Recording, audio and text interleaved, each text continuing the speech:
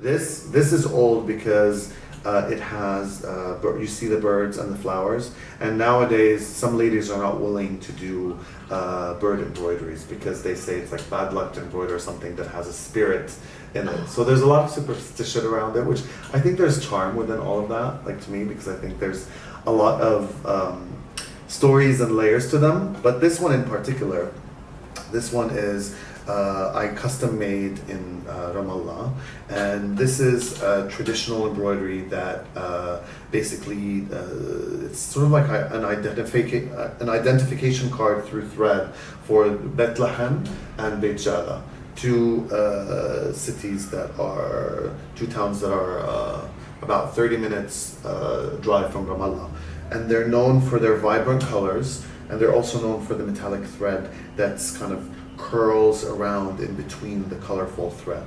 And this usually is an embroidery that's done in a way to go around this part of the neck, the dress, and then they cut out a slit. They embroider around the slit usually, but I wanted it square and closed because I custom ordered this to go for a tote bag.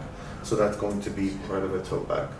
And I am still waiting for the right design to come for this piece in particular. So this type of stitching is very specific to a particular region? Yes. So what I love and what inspires me about Palestinian embroidery is that each stitch and each design and each color palette is usually telling a story about different towns that are before 1948. So that was part of the ladies continuing part of their existence through the embroidery of thread. So there's, for example, Ramallah, which is my hometown, is known for its color palette of red and a cream background.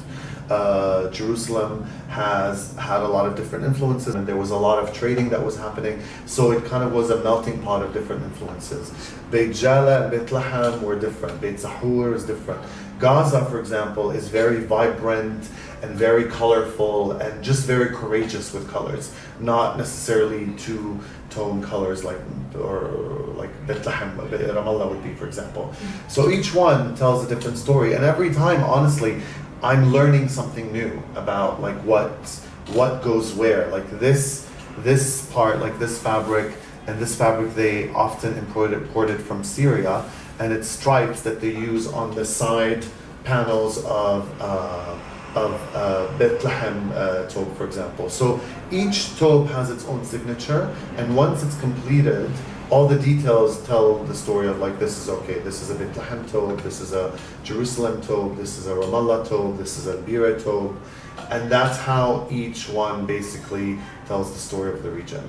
So some will have certain trees that actually grew in the region, some will have birds, some will have flowers. So those were a way to kind of like document the visuals of that surrounding, and some of those towns have been wiped out and now they're inside Israel, and some are now part of the West Bank.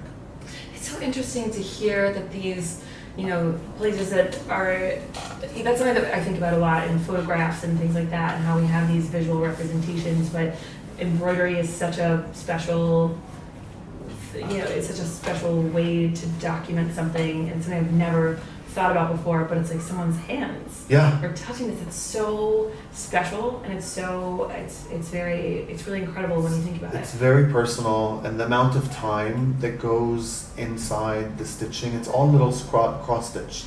So the ladies will spend, hours and weeks and months, sometimes a year for a dress to be finished. Back in the days before, the tradition behind it, and what I find it to be so special, is that a young girl usually learned the technique from her elders, her mother and her grandmother. So it gets taught within families from one generation to another, and usually it started traditionally where the girl is really working on her wedding dress. So she's actually making her wedding dress, embroidering it with either her grandmother or with her mother. Nowadays, you go to a lady and she does the embroidery, and now technology, unfortunately, is kind of taking away from this beautiful work because machines are getting involved, and machines cannot duplicate what the hands can do. So that's where there's a lot of cheap versions of embroidery where it looks very flat, it's not as deep, it's not as three-dimensional looking, but it's faster, it's, you know, it's generic, but it's a version of what is original.